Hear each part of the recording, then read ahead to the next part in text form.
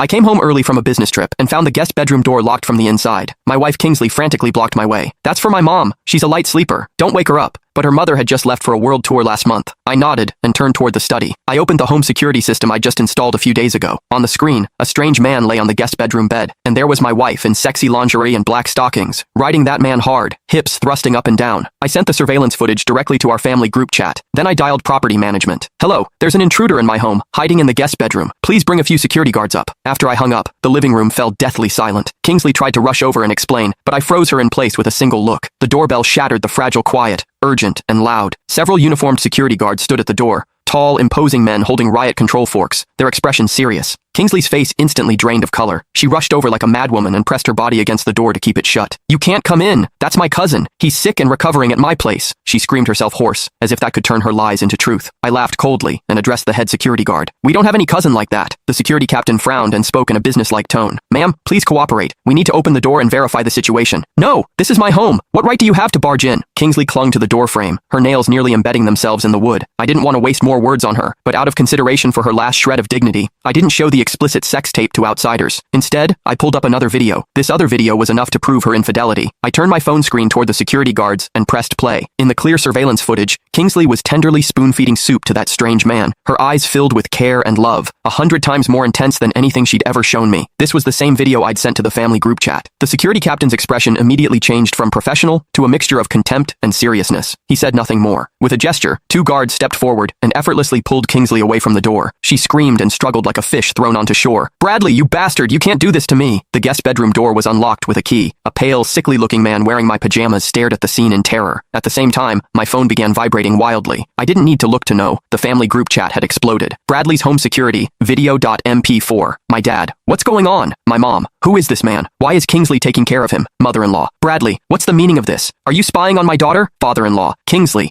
Call me back immediately. The screen flooded with exclamations and questions. Right in front of everyone, including Kingsley, restrained by security and the terrified man, I made another call, this time to 911. Hello, I need to report something. A strange man entered my home. My wife is harboring him and illegally transferring marital assets. My voice wasn't loud, but in the deathly quiet room, each word landed like a hammer blow. Kingsley's sobbing stopped abruptly. She stared at me in disbelief, her expression shifting from resentment to fear. She finally understood. I wasn't joking. I was personally putting her on the path to ruin. The police sirens pierced through the upscale neighborhood's tranquility. Neighbors poked their heads out, pointing and whispering as police escorted Kingsley downstairs. Her hair was disheveled, tear tracks marked her face, and as they led her away,